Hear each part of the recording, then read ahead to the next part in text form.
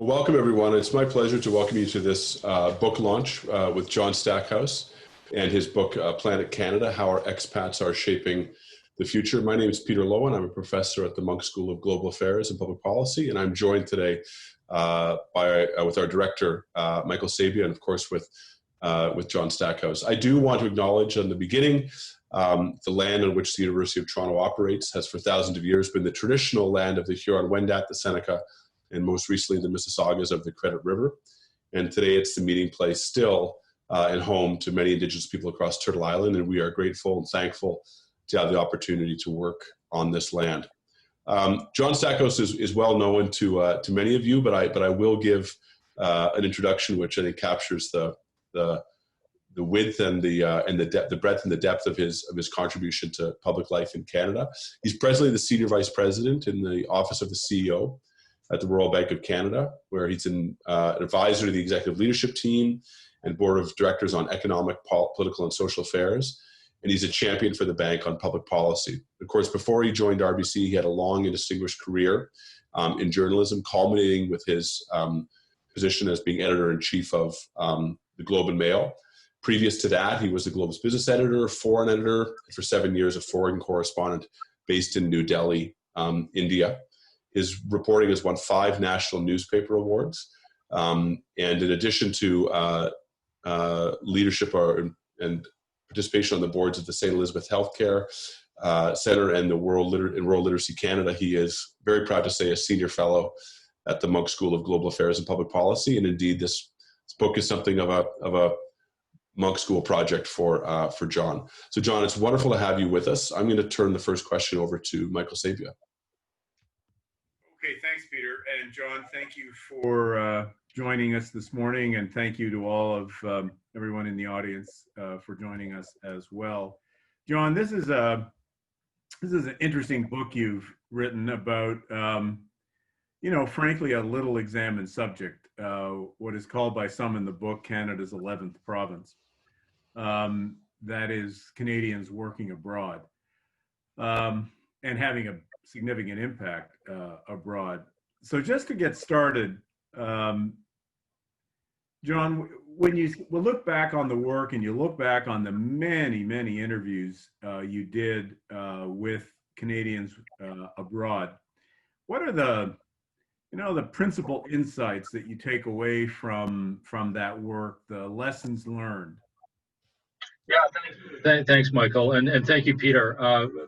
First of all, for hosting this book launch, and also for the leadership that you're bringing to the Munk School, especially in these times.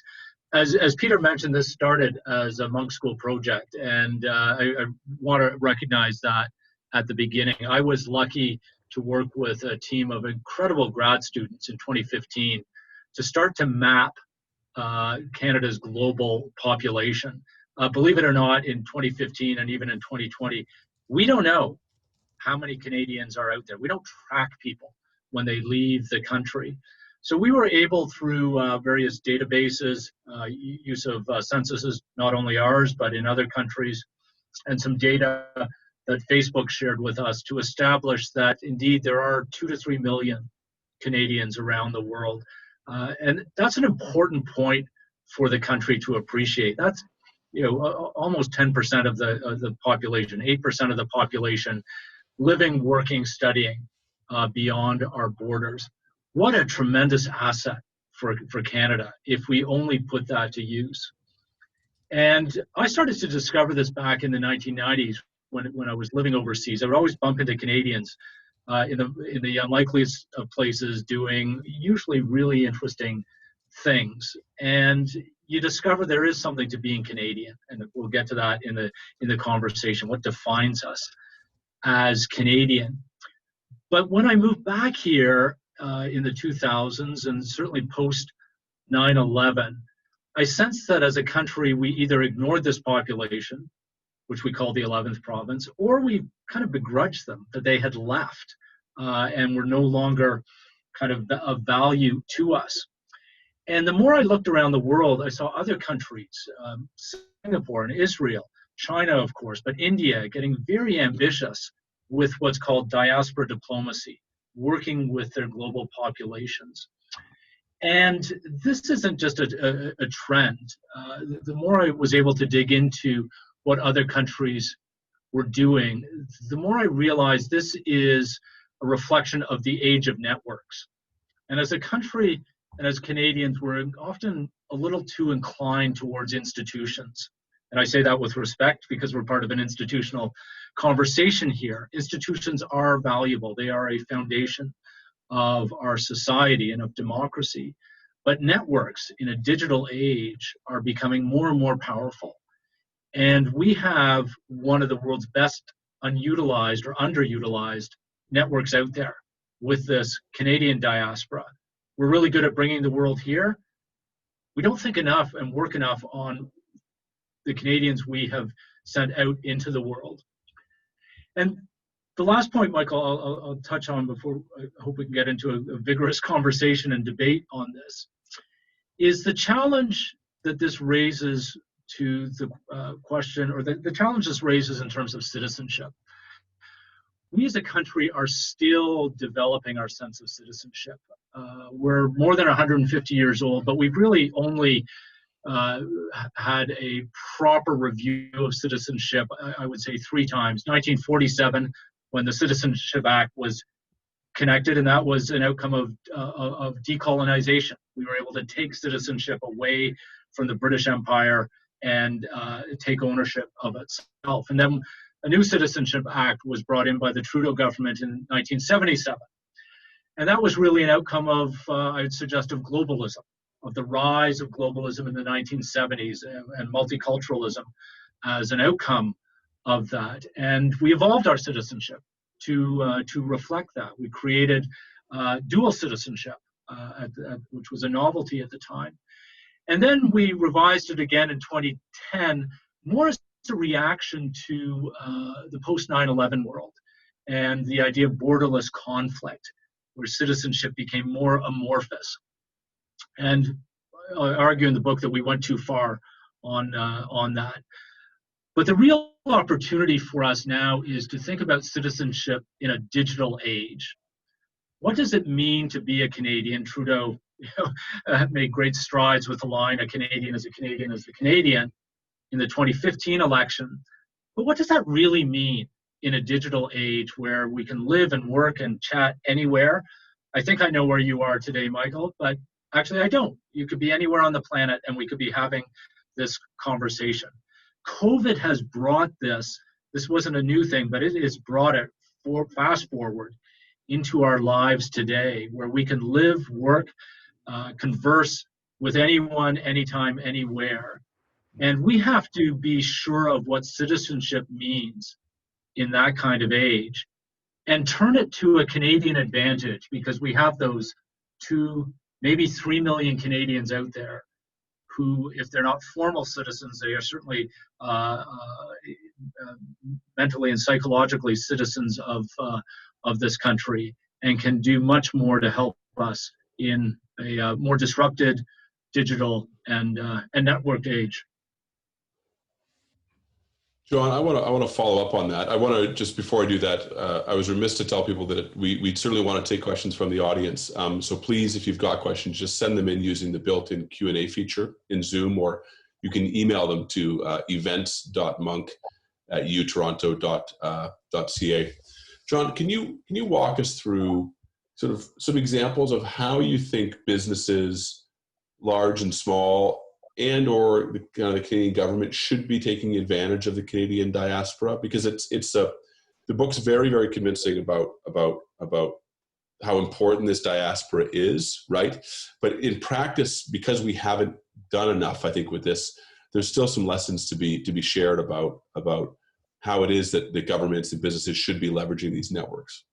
No, absolutely, because this is the kind of the proverbial lowest fruit on the tree to be plucked for Canada in terms of foreign policy. So I hope we can move forward quickly with this. So step one, just recognize that we have this population, and I hope this book helps that conversation. This is not an inconvenience. It's not a group that we should just kind of set to the side.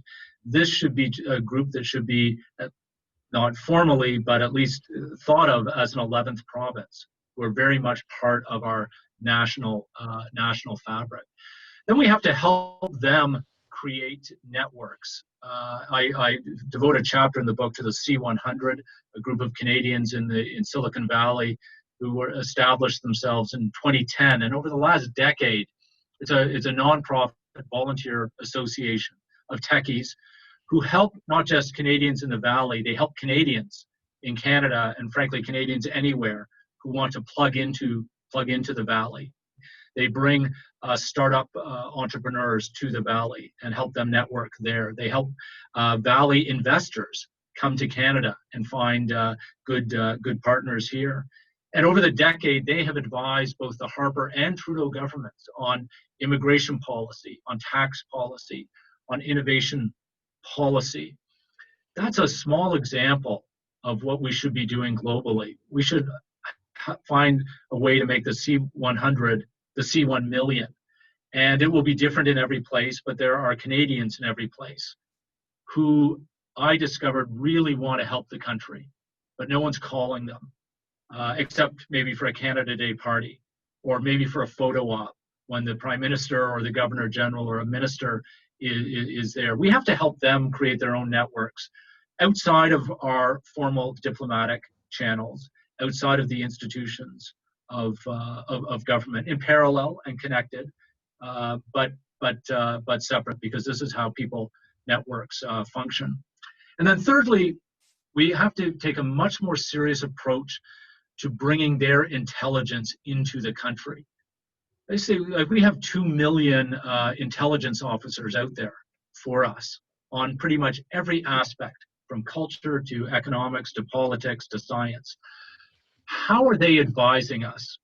So I've recommended in the book that the idea of creating a unit at Rideau Hall under the Governor General to take it away from the political side of government, to be a channel for this group, and maybe bring back select members of them every couple of years to debate where the world is and where Canada is in that world.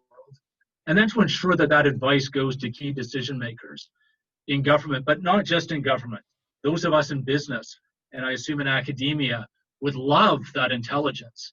We all have our international networks, but think of having a privileged, almost a secure Canadian network that could tell the University of Toronto leadership about what's going on in global universities, that could tell us at the Royal Bank of Canada what's going on in financial systems in different parts of the world from a Canadian perspective. I think that is, in addition to all the other sources of intel we all get, just an enormous advantage for us as we get deeper into the 2020s. Yeah, John, that's a really interesting point. I'm going to ask you something else, but I do want to say that's a really interesting point, because it kind of amplifies this trend that I think in the world today, that the international presence of a country is that governmental foreign policy is a piece of that, but it's only a piece of it. That there are many other ways, many other kinds of networks and institutions, whether it's networks like this or the presence of, I'm biased about this, the presence of large Canadian pension funds around the world. All of these things contribute in a non-governmental way to Canada's place in the world. And that's an important point. But anyway, I want to ask you something else. There's an interesting thread in this book.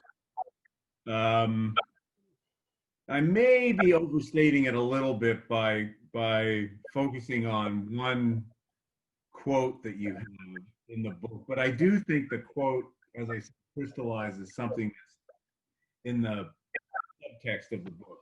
And the quote is from Rob Burgess, who is, as we know, someone prominent in Silicon Valley. But the quote is this: Canadians often choose the certainty of good over the prospect of great.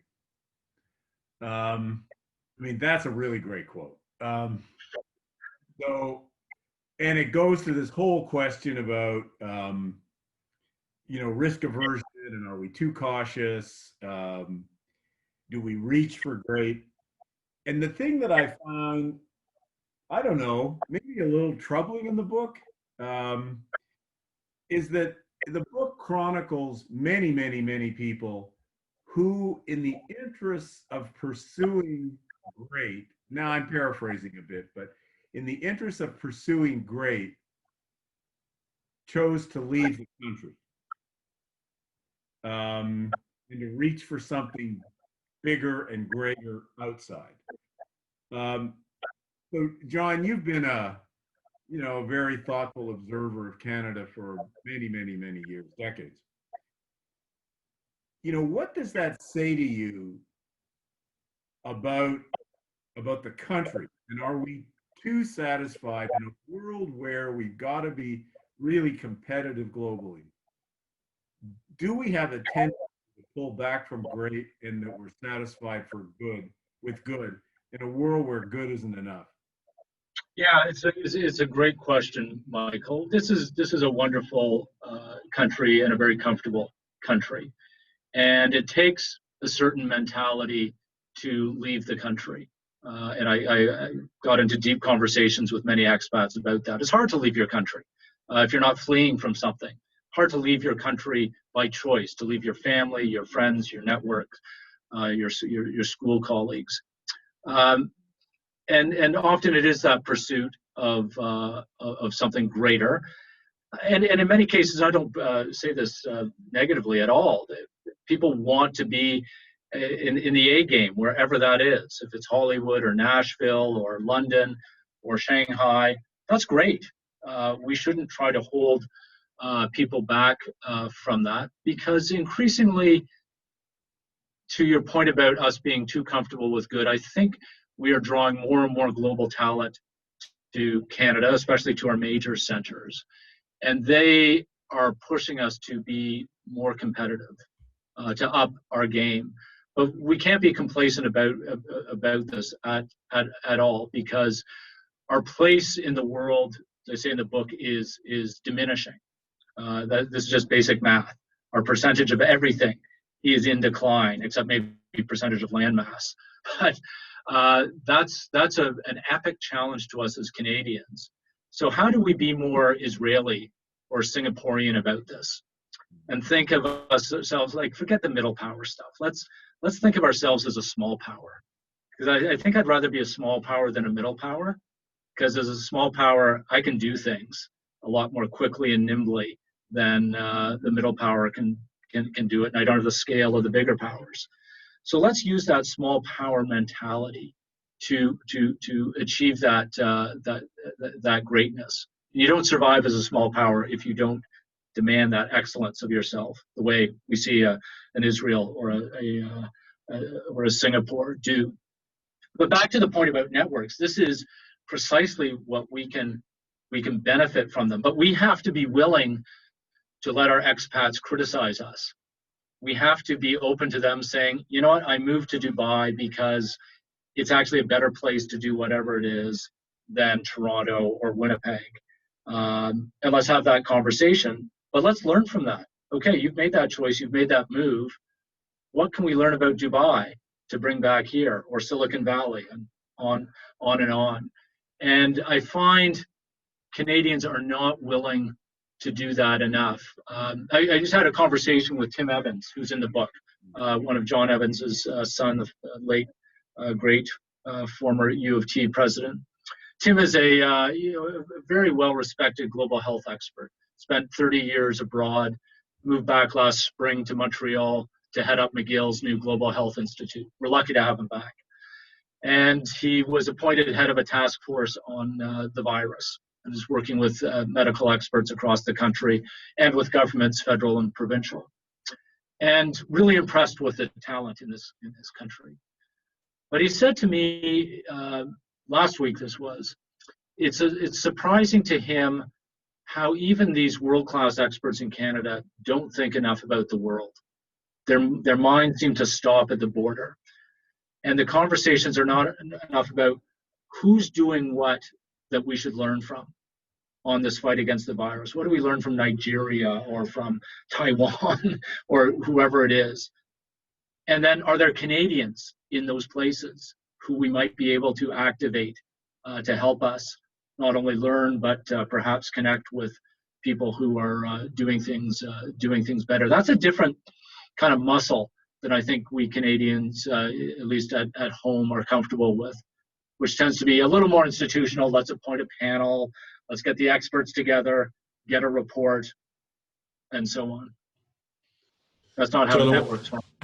I want to ask a question it's showing up a couple of times in the chat, which is what are these other countries doing? So you've referenced Israel, referenced Singapore. I mean, what are they doing? Just so we can get our hands around it. What are they doing that we could be doing? There's a whole huge menu of things that countries are doing. Scores and scores of countries have active, really ambitious diaspora strategies, which I found fascinating. So you look at India, which has diaspora, probably many on the call that we've in Canada have benefited from. India has become really ambitious about this, giving special visa status not only to overseas Indians, but to their children, even if they're born in Canada. You can go back to India, you can work in India, you can get an easy work permit there. You have special tax status if you go back and forth. They have a national celebration of their expats, which I'm trying to draw on for a Canadian idea, where some of their best expats get to go back to the presidential palace in New Delhi and not just have a gala. It's to help the government there learn from those expats. Ireland has got a huge diaspora as well as a cultural diaspora, and gives them special privileges, but also has a Visit Ireland program to bring them back. It sees value in that. There are more than half a dozen countries that give parliamentary representation. I doubt that's somewhere we as Canadians would be comfortable going, but it's an interesting idea to say, okay, how do we capture these folks' voices in our parliament? Education status is a contentious one for Canadians, but should the children of expats have domestic rates at Canadian universities? I don't think there's a good or bad answer to that necessarily. It's something we need to weigh the costs and benefits of and have an open conversation. What's the advantage of getting the children of Canadians coming to our schools and then networking with them?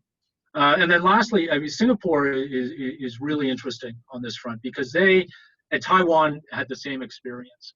They had a brain drain. And like Canadians said, oh my God, this is a loss by definition, brain drain.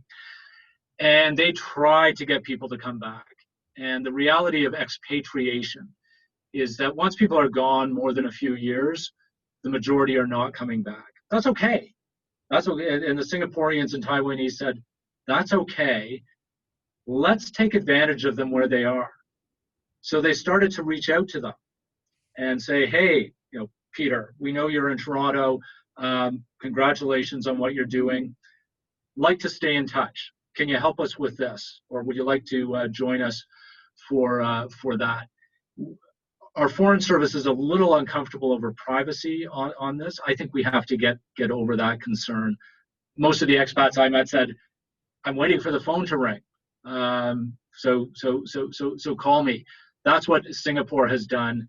And now whenever there's an issue that Singapore needs to address, maybe here in Canada, they know where the Singaporean expats are. And Taiwan is the same. They can message them and say, can you help us with this or that? Interesting. John, before we, I'm going to stick with my, I don't know, I seem to be preoccupied by Canadian identity issues this morning. So I'm going to stick with that if you don't mind. The other thing that, kind of on my theme about good and great, the other thing I was interested in reading the book, because it shows up, you did it in a lot of different chapters in the book, and you sort of ask people, What does it mean to you to be Canadian or to have, Canadian roots? And there are a lot of different adjectives that come up, but there's a commonality in those adjectives, even among those folks who have chosen to leave because they're reaching for something else or on a broader stage. And it's, these are just some of the words. Honesty, describing what it is to being a Canadian. Honesty, humility. Great Margaret Macmillan uses the word modesty. I forget who else, somewhere in one of the chapters, I think maybe it was Dominic Barton, I can't remember, but it's we, not I, for Canadians, that we're, from a management point of view, whereas Americans are more willing to confront, our style tends to be more cooperation, conciliation, etc. So, honesty, humility, modesty, conciliation, these are all kind of relatively soft things. Yeah. Not bad things, just soft things. And I guess, and coming back to your point about, the world and Canada's place in the world, I don't know, in my mind, my question is, those soft values, all valuable, but those soft values in today's world, which is where, the international system today it's loud, it's noisy. It's really undisguised use of power, whether at the level of China, the United States, or, populist pressures, but it's noisy, it's aggressive. Do you think that those sort of Canadian values, in a time when we're having a harder time having our voice heard, that kind of definition of who we are, that it's possible we can amplify our voice? Yeah, I think it's not only possible, it is necessary, and one of the great opportunities for Canada coming out of this crisis. I challenge you, Michael, on the idea that these are soft. And I know they sound soft, but I kind of bucket them under the very hard principle of mutual accommodation, which is one of our strengths as a country. We're not perfect, but we're better than the vast majority of countries when it comes to mutual accommodation. And it's something most of us grow up just kind of developing an instinct towards. And I discovered the more people I interviewed, and we had these, I asked for those adjectives, and I discovered you're really talking about mutual accommodation there. And that's kind of our secret weapon. It's our survival tool as a country. But we need to see it as a hard export. And I don't mean it hard as in difficult, but something that we can be exporting. It's kind of like our IP to the world. Because of those tensions that you're talking about, the growing nationalism, the growing inwardism that will continue even if the virus is eradicated or there's a universally available vaccine. We need to not be apologetic about this, but rather inserting ourselves in other countries to say, we can maybe help you solve your problems. Look, we're little Canada. Who are we? We're 40 million people, size of a city now in China. But you know what? We actually may be able to help you. And that's the art of foreign policy, is helping solve other people's problems. It's not about us whining, saying, please solve our problems. We got to show up and say, you know what? We can help you solve your problems. Maybe not completely, but because we're good at this. And yeah, it was Dominic Barton who said, when he was head of McKinsey, wherever he went in the world, he would go into a meeting and he could identify the Canadian as the person who asked questions and listened to the answers. He said, well, the Dutch were also like that, so I had to listen for the accent. But as soon as it was a non-Dutch accent, I thought, you're a Canadian. I thought that's, it's a funny and heartwarming story, but that's a tremendous skill. And Michael, you've led enough organizations to know how rare that can be on management teams. And there was another Canadian expat in the book who was number 2 at Deutsche Bank a number of years ago. And he, the funniest stories about having to be the go-between between the Germans, the Brits, the Americans, and the Japanese, who were sort of the power bases within the Deutsche Bank empire. They needed a Canadian to kind of manage what was mutual accommodation. Eddie Schwartz is a person in the book. You probably, or some of you may remember the Pat Benatar song, "Hit Me With Your Best Shot." So Eddie Schwartz wrote that song decades ago, then migrated to Nashville as a songwriter, has made the rest of his career in Nashville. And he's now head of the Music Writers Association, and had to negotiate a digital rights agreement for songwriters. And we talked about this while he was shuttling between Nashville and Brussels, because the Europeans were critical to this. And it was his Canadian ability to bridge different cultures, particularly the Europeans and the Americans, which is a very different legal approach to this. And he said, I didn't realize that just as a Canadian, and I'm not a lawyer, but I understand principles, that I was able to connect the two and find a common ground where they were able to reach an agreement. So just some examples of where that ability to accommodate difference, soft as that sounds, actually is our power skill for the 2020s. For individuals who go out into the world, great way, put that on your resume for students who are listening. But as us as a collective, as a country, we have to see that as one of our power skills and values to the world when others are saying, do we need Canada? Yeah, our answer is yes. And here's one reason why. Yeah, John, I think this is, Peter, I'll pass it over to you in a second, but I think the point you've just made is an extremely important point about where we are in the world right now, because I entirely agree with you.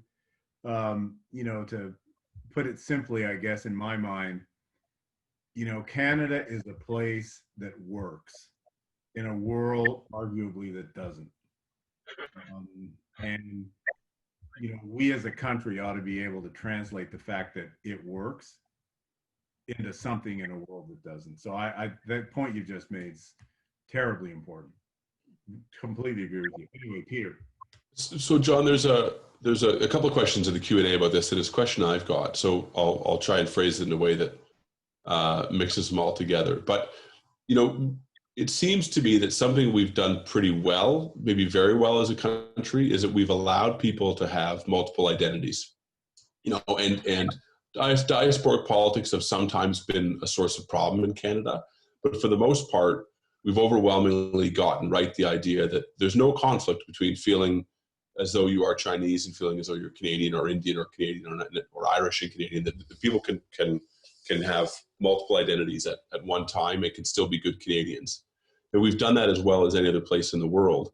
And yet, on the other side of it, we seem to be unable to conceive of that with people outside of our country, right? That they could be doing well in another country and could still have ties that we would want to nurture and cherish and esteem back to the home country. Is there an irony in that, or is it something about the degree to which we really value people having come to the country, and we've based so much on immigration that suddenly when people emigrate, we view them as a lesser part of the country or something, or we view them as less of a concern because all the world's coming here anyways. A short way of answering that is kind of what's the relationship between immigration and emigration, and do we have lessons from how well we've done in immigration or how we should be dealing with emigration? It's such a great question. I don't know if it's an irony or a transition. So I mentioned the 1977 Citizenship Act, which created dual citizenship, and we've become a global leader in that. And by and large, it does work. There are flaws, which I get at in the book, and there are certain legal questions still to be resolved. But we now have, I call it a diaspora, a Canadian diaspora out in the world, and it is the only diaspora that looks like the world, because we're the country that looks most like the world. And this is going to be a powerful force in the 2020s because of our own demographics. That huge wave of immigration that began in the 1970s, continued in the 1980s and 1990s, the offspring of that immigrant generation is now of an adult age, millennials, and moving out into the world. And I devote a section of the book to a group of millennials I spent time with in Europe, Canadian millennials, who were all hyphenated. And we talked about the hyphenated reality. A young woman, Yasmin Rafai, who's now, she's moved to Stanford and is in medical school there from Edmonton. She's Iranian Canadian, and she says, I'm actually the hyphen.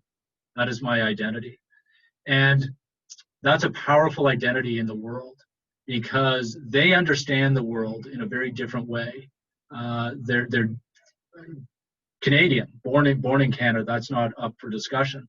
But they're able to work, study, live in other parts of the world in a different way than I think has been experienced by expats before. That's going to be an enormous advantage for Canada if we get it right, to realize as part of that 2 to 3 million population, there's a significant percentage of young dual citizens out there, people from multi-ethnic backgrounds who are able to project a Canada to the world that the world needs. So again, a greater strength if we take advantage of it and treat it as a transition and not as an irony. There's an interesting question here from Deanna Horton, who says, a good portion of the 2 to 3 million outside the country are dual citizens. Did you notice any difference between Canadians who are pursuing opportunities abroad and those who have returned to their country of origin in terms of their view of Canada and how they'd like to contribute? Yeah, it's a great question, Deanna, and thank you for your help over the years with these questions. I mean, this is a real-time issue in Hong Kong that we may have to wrestle with as a country. We started to generously give out passports in the 1990s to people who could essentially locate family members here or buy a business here, but essentially stay in place. And the passport, refer to it in the book as something that went to convenience store Canadians, which is someone else's line, but it illustrates the challenge. And this came to a head in the 2005 Lebanese crisis, when suddenly there were 15,000 people with a Canadian passport, which gives you the right to be not the right, but the privilege to be evacuated if at all possible. That's what you've paid for. And we had to spend $90 million as a country to do that. Now, as I point out in the book, I think we made some administrative errors in that. It didn't have to cost that. It didn't have to go that way. But that led to a political backlash that we're still wrestling with, where we don't fully appreciate how to connect with these people who stay in place, who may not have spent more than a brief amount of time in Canada. Back to my question about what is citizenship in a digital age? Does that make them less Canadian? And if so, how much less Canadian? How do you define that? Just for an extreme example, Estonia now gives out digital citizenship. Any of us can apply today for Estonian citizenship. Odds are we'll get it, and we never have to go to Estonia. They want that population. That's an extreme, but it illustrates a mindset that I think we need to debate amongst ourselves, because increasingly there will be these well-connected, really well-connected, well-resourced populations in different parts of the world that are Canadian. So why, if we're giving them or selling them a passport, why aren't we working with them more ambitiously for the benefit of Canada? I think the onus is on us to make that trade. John, this issue about, this is a really fascinating question, as you put it, citizenship in a digital age. So I'd just like to pursue that a little bit.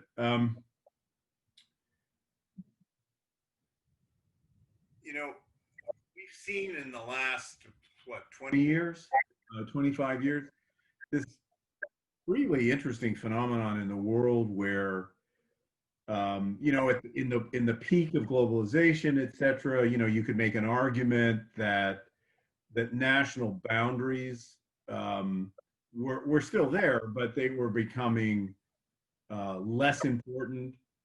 Then an event like COVID comes along, and all of a sudden, national boundaries are hugely important. And in a way, the world has retreated within nations, and those boundaries have gotten a lot harder as we've seen boundaries close as a result of efforts, well-placed efforts to try to combat the disease. And so we've seen this, this waxing and waning around this issue of boundaries, which traditionally is an idea pretty closely connected to citizenship. But John, you've obviously thought about this question about what citizenship means in a digital age, because it's got to mean more than a passport. It's got to mean more. I mean, I find your example about Estonia,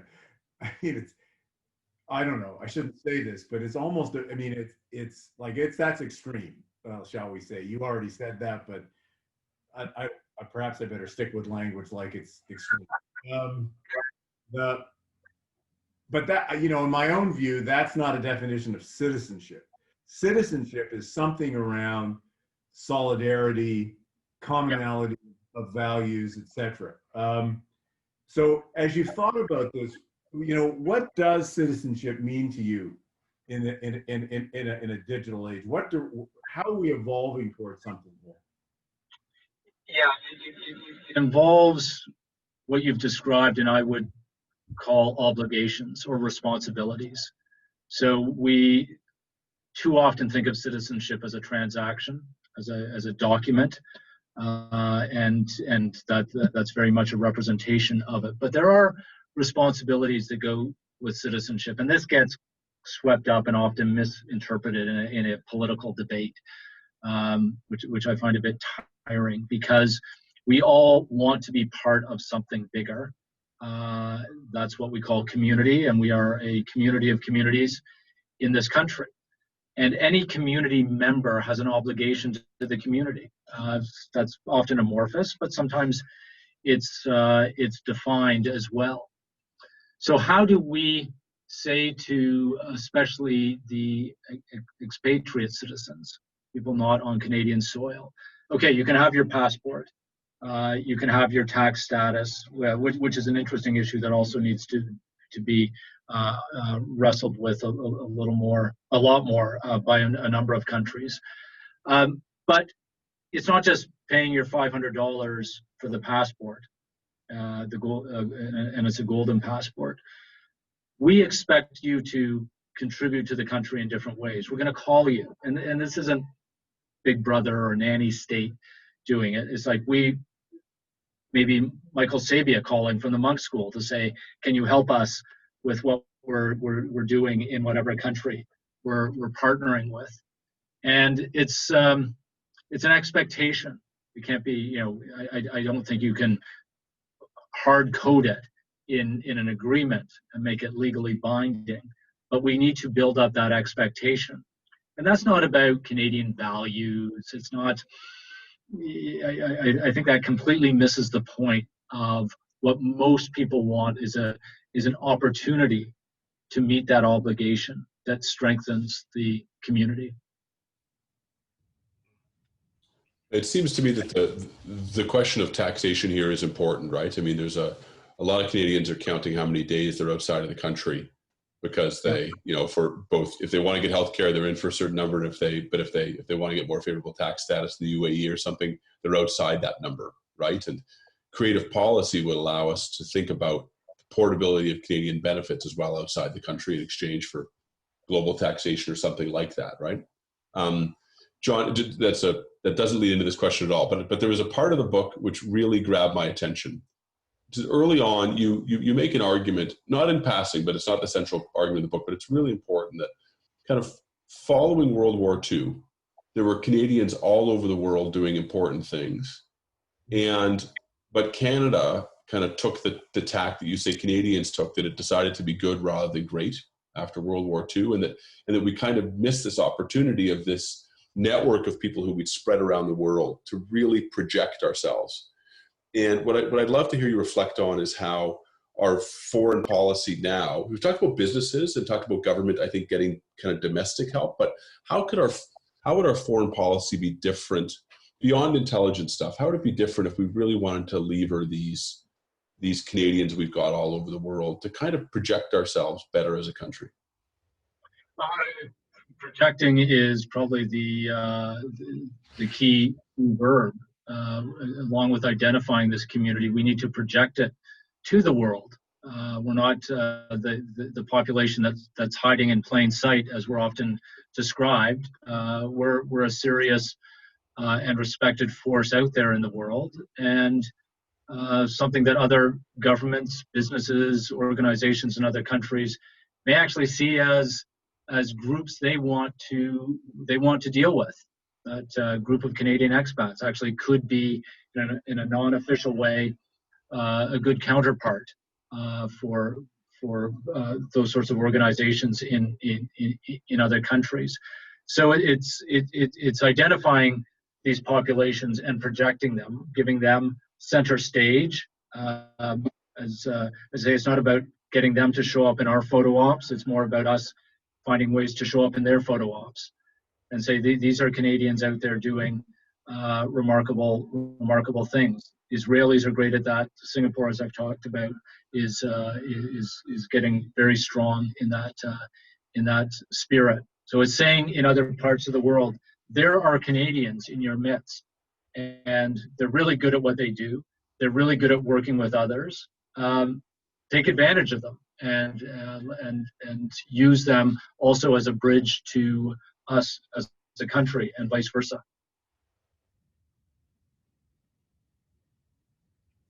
I've got Michael. Go ahead. I've got another one here. I can put up, which I think is from people listening in. Go ahead. You and I shouldn't monopolize this. This is it. Yeah. So John, we've got a lot of talent abroad, but it doesn't match the scale of talent we've got here at home. We've got 33 million, 35 million Canadians within our borders, right? What lessons should we be applying at home? Looking at these Canadians who've been successful abroad, what lessons should we be taking from them about what we should be doing in our country that we're not doing now? A great question. I think we're doing a number. So let me talk about what we are doing well. Investing in our universities and our education clusters. Innovation is always found around education centers, and I found and maybe this is my own bias at work, but I found Canadians disproportionately populated around education centers, running many of the world's great universities. Stanford, Johns Hopkins, and Cambridge right now are all run by Canadians. That aside, Canadian expats tend to, often because many go abroad for post-grad work, end up in those clusters. So continuing to invest in our education clusters is really important. Mobility is something we are really weak at. Canadians don't move, and probably people on this call are the exception. And the statistics are in the book. Even within our country, we don't like to go kind of more than 50 miles from home, moving, not on a vacation. We're homebodies. And that's something we have to break as a country. And expats, no matter what they were doing, saying, as soon as I moved, as soon as I got away from that kind of comfort blanket of my home country, I was forced to, Michael, to be great and not good. But I also came to grips with what I was great at. And I had to survive on my own. There was no safety net. The safety net was different from what I grew up with. How do we, without fraying our great safety net in this country, push people to move, push people to take chances with their lives, to go between provinces, but also leave the country? We're not good at leaving the country. We bring people in a lot better than we do getting people to go out. universities post COVID are going to be critical to that, getting students more and more to go abroad, and then bring that knowledge and those networks back with them. And then the last point is just that one about networks. As a country, we tend to fall back on institutions, on institutional solutions, rather than saying, is there a group of people or a network of people who can solve this problem for us? Can we throw a problem out to networks or competing networks? This is the whole open sourcing and crowdsourcing spirit. Say, let you solve it. You solve it. We're not going to let government kind of take this behind closed doors and solve it for us. John, we're starting to time out here, but just one other. Oh well, I should ask Peter. Are there other? Go ahead, Michael. No, go ahead, please. Okay. Just picking up a little bit, you know, on this question about Canada being a country that, you know, by and large works in a world that doesn't. I'm going to ask you a question that's actually in the other direction from the whole sort of focus and orientation of the book that you've just finished, but you've obviously thought about these issues quite a bit. So I'm just going to ask you to just share your thoughts on, to me right now, from an immigration point of view, Canada is at a very interesting juncture with very interesting opportunities in front of us, given a lot of conditions in the world. And, you know, as you alluded to quickly at the beginning of this conversation, sometimes people who come from abroad bring with them new ideas and energy, and they enrich life here in Canada. They also, I think, promote economic growth, given what economic growth is and how growth in the labor force is so important to it. You know, I'm interested in your thoughts. It's hard to ask a question about should we be doing more in opening up the country at this moment, because with COVID, people's instinctive and emotional reaction is whoa, whoa, whoa. But on a longer term basis, based on your thinking about Canada and the world, what are your thoughts on where we should be going from an immigration point of view in terms of bringing talented people in? And a double barrel question, you know, take your Iranian Canadian who's studying at the medical school at Stanford. Should we, I just use her as an example, should we as a country be saying to ourselves, our goal should be to have her come back to Canada? Should we be trying to repatriate this globalizing talent? Or should we be saying, no, these folks, from a policy point of view, these folks should go anywhere in the world, because wherever they are, they're still an asset for the country? What a great question. There's probably room there for another full discussion. But quickly on immigration, yeah, we need a lot more people in this country. You know, we're 40 million. Or just shy of that, you know, over the course of the century. Should that be 80 million, 100 million? Whatever the number is, it's got to be significantly more than it is. All of our population growth pretty much now is dependent on immigration. And as you said, that's critical to economic growth and to productivity growth. It's not just the pure numbers. Our youth are increasingly immigrants. It's how we keep our workforce young. And that's going to be a greater challenge because of demographics in the 20s. So, and it's down. We think, we've been studying this at RBC, two-thirds this year, permanent residents. This is a very challenging year. We can cope with that this year. We got to turn the ship somehow going into next year, the year beyond, or there's going to be serious pinch points in the economy. What you're asking is, I think, a subset, or points to a subset of that, Michael, is kind of elite immigration. And I've been part of groups that have talked about the need for Canada to have a chief talent officer, someone who is capturing the spirit of what you've just mentioned, of identifying people, whether they're Canadian or not Canadian, who we need to go out and recruit. Small powers do this. It is that kind of small power mentality of like, I can't assume people want to move here, not going to move here for the weather.